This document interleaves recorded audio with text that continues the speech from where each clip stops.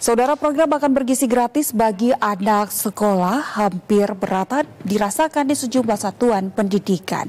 Salah satunya di Kabupaten Lampung Tengah. Sampai November 2025, 70% satuan pendidikan telah menerima manfaat makan bergizi gratis. Inilah momen saat sejumlah pelajar di SMP Negeri 1 Simpang Agung, Lampung Tengah terlihat lahap menyantap makanan makan bergizi gratis dari Satuan Pelayanan Pemenuhan Gizi wilayah setempat. Program MBG diluncurkan pada Januari 2025 dengan tujuan meningkatkan gizi dan kesehatan masyarakat untuk mengatasi stunting serta mendukung visi Indonesia Emas 2045. Kepala Dinas Pendidikan Lampung Tengah Nur Rohman mengatakan sampai bulan November tahun ini telah 70% anak sekolah di Satuan Pendidikan Lampung Tengah telah menerima manfaat makan bergizi gratis dan target 100% penyaluran MBG pada Desember tahun 2025. Sampai saat ini ada sekitar sudah hampir 70% yang sudah menerima untuk bantuan MBG makan bergizi gratis dari Pak Presiden. Ada beberapa wilayah yang sekarang harus banyak intervensi dalam arti untuk lebih digiatkan lagi. Mudah-mudahan di akhir tahun ini kita sudah tercapai target 100% akhir tahun 2025 ini. Kadis Pendidikan Lampung Tengah Nur Rohman menambahkan terdapat sejumlah satuan pendidikan yang aksesnya sulit dijangkau seperti wilayah timur dan barat Lampung Tengah. Namun pihaknya memastikan kendala tersebut akan teratasi dengan adanya kolaborasi sejumlah pihak untuk mensukseskan program tersebut. Angga, TVRI Lampung melaporkan. Saudara Menteri Koperasi Republik Indonesia Ferry Julianto melakukan groundbreaking station pengisian bahan bakar solar untuk nelayan Kuala Pedet, Labuhan Maringgai, Kabupaten Lampung Timur, Provinsi Lampung. Ditargetkan proses pembangunan SPBU akan selesai dan siap beroperasi di tahun 2026 mendatang. Pemerintah resmi menambah 1 unit SPBU nelayan di wilayah pesisir timur Provinsi Lampung setelah sebelumnya berkolaborasi dengan Pertamina Patra Niaga mendirikan SPBUN Muara Gading Mas Labuhan Maringgai, Lampung Timur. Pembangunan dilakukan guna mempermudahkan para nelayan dalam mendapatkan bahan bakar subsidi solar. SPBUN dibangun di wilayah pangkalan pendaratan ikan Kuala Panet, Desa Margasari, Kecamatan Labuhan Maringgai, Kabupaten Lampung Timur. Berdirinya SPBUN ini ditandai dengan groundbreaking oleh Menteri Koperasi Ferry Julianto. Ia mengatakan dengan dibangunnya SPBUN ini, para nelayan di wilayah tersebut dapat dengan mudah memperoleh BBM subsidi jenis solar yang selama ini menjadi kendala utama saat hendak melaut. Di SPBU tersebut, Pertamina juga akan menyediakan berbagai perlengkapan yang dibutuhkan untuk merawat kapal, mulai dari pelumas, spare part, hingga alat tangkap ikan yang berkualitas dan aman.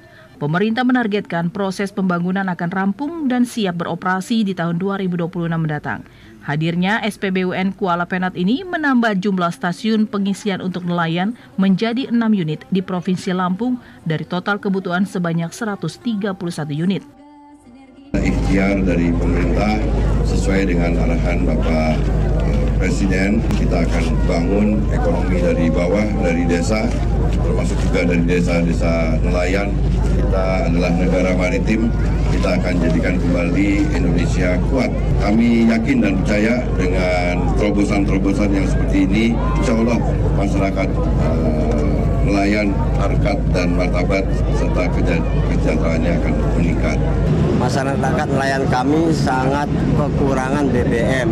Dengan adanya letak pembangunan SPBUN yang akan diberikan kepada masyarakat nelayan yang ada di Lampung Timur, kami masyarakat nelayan sangat terbantu.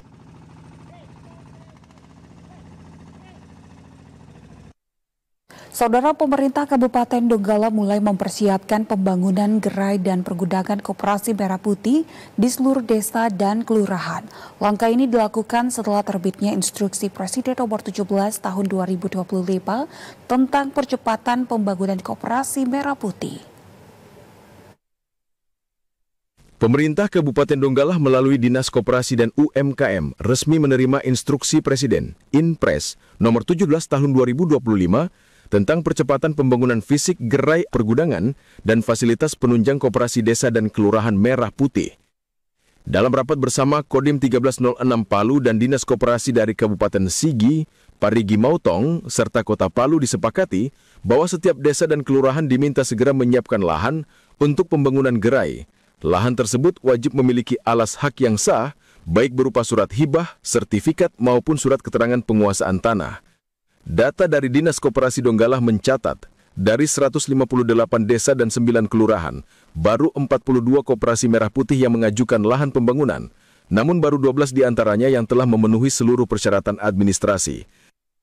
Semua KDKMP segera mempersiapkan lahannya untuk pembangunan, percepatan pembangunan gerai yang ada di desanya masing-masing.